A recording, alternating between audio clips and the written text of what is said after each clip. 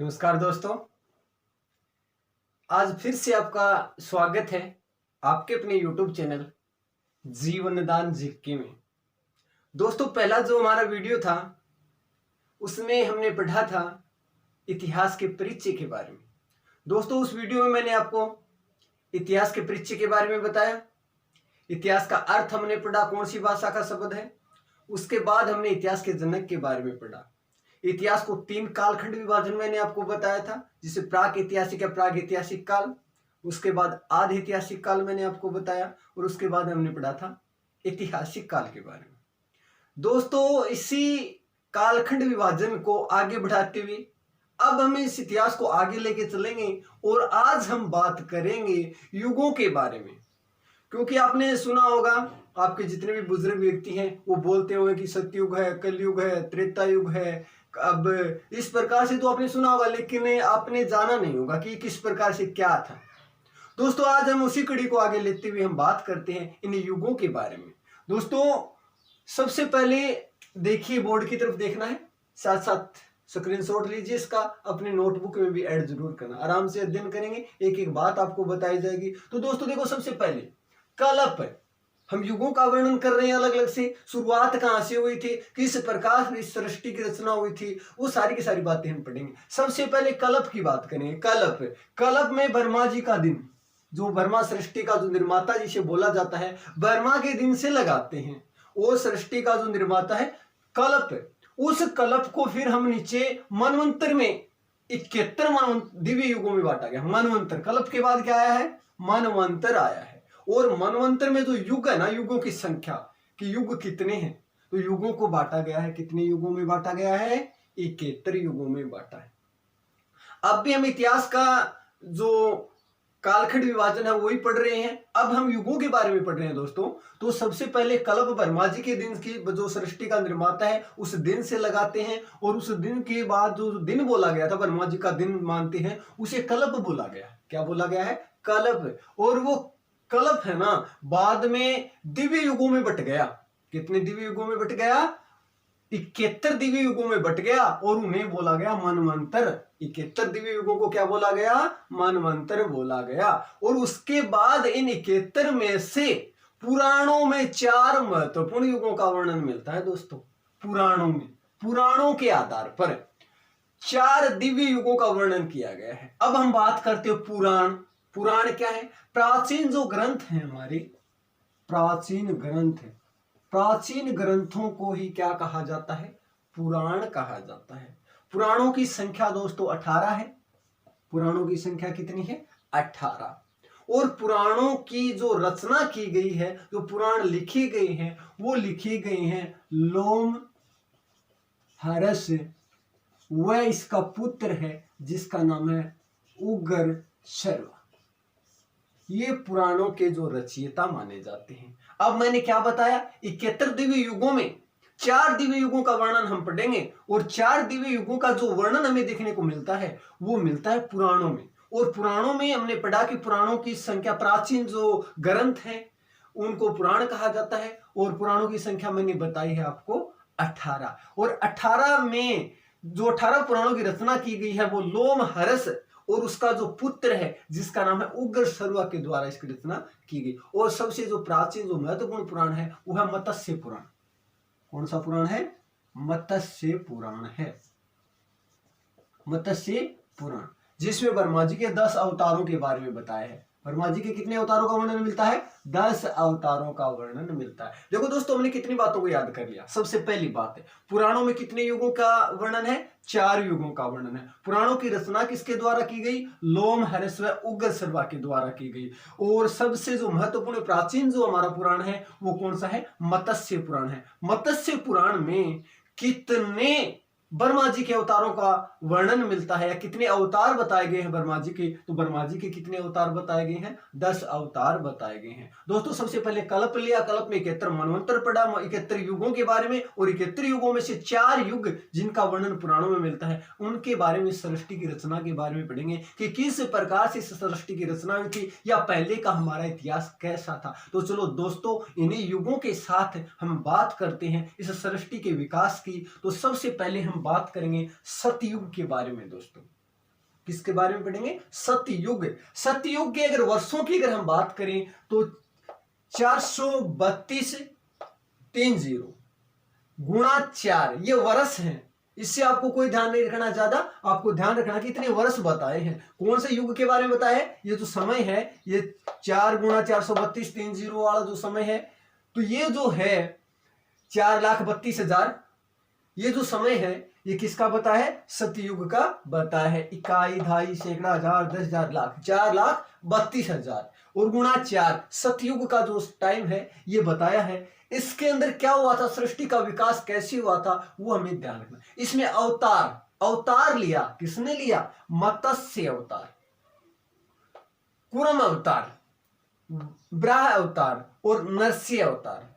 कहने का मतलब सतयुग था हमारा, इसमें अवतार पृथ्वी के ऊपर अवतार के रूप में हमारे सामने आए, और अवतार के रूप में हमारे जो सामने आए थे उसमें से एक तो मत्स्य अवतार है, कुमार अवतार है, कूर्म अवतार, और उसके बाद वराह अवतार और नरसिंह अवतार, ये हमारे सामने आए सतयुग में दोस्तों। और उसके बाद हम बात करें जीवों का विकास, सतयुग में कौन कौन से जीव पृथ्वी के ऊपर हमारे सामने आए, तो सतयुग के अंदर मछली एक जलीय जीव के रूप में हमारे सामने आई। उसके बाद कछुआ था, ये सथल और जल दोनों जीवों के रूप में इस पृथ्वी के ऊपर आया। और उसके बाद सुअर था, ये पृथ्वी के ऊपर सुअर है ना, पृथ्वी के ऊपर एक पशु के रूप में सामने। सबसे पहले पशु की अगर बात करेंगे ना कि पृथ्वी के ऊपर कौन से पशु ने जन्म लिया था, तो दोस्तों आपको याद रखना है सुअर आया था। और जलीय जीव अगर आपसे कोई पूछे ना कि सृष्टि का जो विकास हुआ था, तो सतयुग के अंदर सबसे पहले कौन सा जीव आया था जलीय जीव के रूप में, तो आपको बताना मछली आया था। अगर सथल और जल दोनों पूछे ना तो आपको बताना है कौन आया था, कछुआ आया था दोस्तों। अवतार पूछे सतयुग में तो आपको मत्स्य बताना है, आपको कुर्म बताना है, आपको वराह बताना है, और नरसिंह 4 अवतारों के बारे में आपको बताना है दोस्तों। और उसके बाद अगर अर्ध मानव था ना, वो पशु जैसा, अर्ध मानव अब किसके रूप में आया था? जीव के रूप में सृष्टि जो पृथ्वी के ऊपर आया था। ये तो दोस्तों मैंने पढ़ लिया सतयुग के बारे में। सतयुग के बाद जो अगला युग हमारे सामने आता पुराणों के आधार पर, वो है त्रेता युग। कौन सा युग है? त्रेता युग। और इस युगों के बारे में एक बात और भी बताई गई है कि एक युग के बाद जब दूसरा युग आता है वो इससे घटिया युग होगा। ये हमें युगों के बारे में देखने को मिलता है कि सतयुग जितना अच्छा था उससे बुरा कौन सा होगा? त्रेता युग। त्रेता युग से बुरा कौन सा होगा? द्वापर युग होगा। और द्वापर युग से भी बुरा कौन सा युग होगा? कलयुग होगा, जो वर्तमान में हम देख रहे हैं। सारे युगों के बारे में हम पढ़ेंगे, तो आपको ध्यान ये रखना है कि युगों के अंदर एक युग से दूसरा युग उससे घटिया होगा। ये इसमें पुराणों में इसमें युगों के बारे में हमें देखने को मिलता है दोस्तों। अब हम बात करते हैं त्रेता युग के बारे में। इसका जो समय था 4,32,000 गुणा 4, ये समय आपको वर्ष के रूप में ध्यान में रखना है। उसके बाद अवतार, जिस प्रकार से सतयुग में जो अवतार थे उसी प्रकार से अवतार हम किसमें पढ़ेंगे? हम पढ़ेंगे त्रेता युग में। त्रेता युग में अवतार वामन अवतार, परशुराम अवतार और राम का अवतार पृथ्वी पर आया। कितने अवतार? 3 अवतार। वामन अवतार, अगर आपसे कोई पूछे कि त्रेता युग के अवतार बताइए तो उसमें से अगर ऑप्शन आ जाए निम्न में से कौन सा नहीं है, 3 ऑप्शन आ गया, एक ऐसा आ गया जैसे बात करेंगे मत्स्य आ गया, तो हमें याद रखना कि मत्स्य तो कौन से का अवतार था? सतयुग का अवतार था। तो हमें इतना ध्यान रखना है कि वामन अवतार, परशुराम अवतार और राम अवतार ये त्रेता युग के अवतार थे। उसके बाद त्रेता युग में जीव जो इस पृथ्वी के ऊपर आए उनको ध्यान में रखना है। बोना जीव के रूप में, जो छोटा था, बोना था देखने में, उस जीव के रूप में जो पृथ्वी के ऊपर आया था वो लघु मानव आया था, छोटा मानव आया था। लघु का मतलब क्या होता है? छोटा होता है। बोना मानव आया था। परशु के रूप में जो फरसा वाला राम है या शस्त्र प्रयोग करता मानव, धीरे धीरे पृथ्वी पर त्रेता युग में जो मानव था ना, जो बोना मानव के रूप में आया था, उसको अस्त्रों का ज्ञान हो गया। वो हाथ में अपने हथियार रखना शुरू कर दिया उसने, परसे के रूप में। परसा, परशुराम के बारे में आपने पढ़ा होगा, परसा था उसके पास में। तो वो जो हमारे सामने पृथ्वी पर आया था, तो वो दोस्तों आया था त्रेता युग में। किसके रूप में आया था? त्रेता युग में हमारे सामने आया था दोस्तों। इसी कड़ी को हम आगे लेते हैं कि दूसरा जो था वो था जीव के रूप में राम था। कौन था? राम। राम समुदाय में रहने वाला मानव, जो राम हम पढ़ते हैं, समुदाय में इकट्ठा एक समूह में रहकर, और एक मनुष्य था, उसने इस पृथ्वी के ऊपर जन्म लिया और वो था त्रेता युग में, एक समूह में रहना शुरू कर दिया उसने। ये हमने पढ़ा है दोस्तों किसमें, त्रेता युग में। आपको इतना याद रखना कि सतयुग में अवतार कौन कौन से थे और जीवों का अवतार कौन सा था, उसके बाद त्रेता युग में कौन कौन से थे। इसमें मतलब अगर प्रश्न आ जाए कि इनमें से कौन सा नहीं था कौन सा था, तुम आराम से करके आ सकते हैं। सिर्फ साथ साथ ध्यान ये रखना कि नोटबुक में ऐड जरूर करें इसे।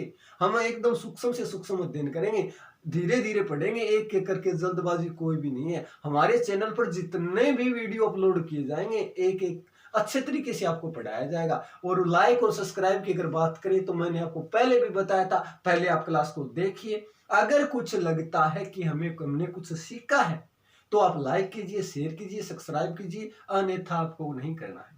दोस्तों आगे हम बात करते हैं द्वापर युग के बारे में। द्वापर युग का जो समय था वो 4,32,000 गुणा 2, ये जो वर्ष मैंने आपको बताया था, इस पर ज्यादा विशेष ध्यान नहीं देना आपको। और अवतार के रूप में कर्षण के अवतार और बुध अवतार, दो अवतार, कर्षण अवतार और बुध अवतार जो हमारे सामने आए थे ना, वो द्वापर युग में आए थे। कौन से युग में आए थे, द्वापर युग में आए थे। और द्वापर युग में जो जीवों का अवतार था कर्षण, पशुपालन करने वाला मानव।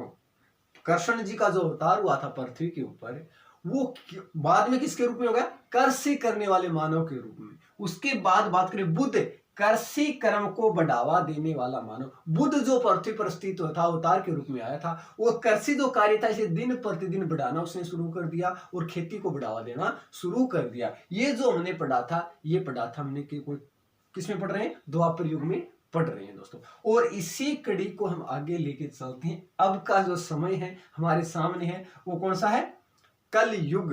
कौन सा है दोस्तों, कल युग। ये गुणा 4 नहीं, गुणा दोस्तों 1 है।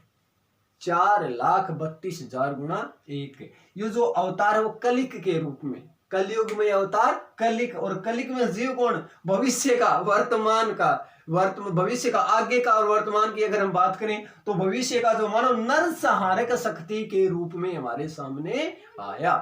किसके रूप में आया, नरसंहारक शक्ति के रूप में हमारे सामने आया। ये दोस्तों जो हमने पढ़ा है, 4 युगों का वर्णन मैंने बताया। सबसे पहले ब्रह्मा जी जो सृष्टि का रचयिता, उसका दिन मानते हुए उसको मनवंतर 31 दिव्य युगों में बांट दिया। 31 दिव्य युगों में 4 महत्वपूर्ण युग हमने निकाल के लाए और उसका जो वर्णन था वो पुराणों में मैंने बताया। प्राचीन ग्रंथों को पुराण कहा जाता है, 18 इनकी संख्या है। सबसे प्राचीन और महत्वपूर्ण जो पुराण है, विशेष बात करें तो वो है मत्स्य पुराण। इसमें ब्रह्मा जी के 10 अवतारों का वर्णन मिलता है।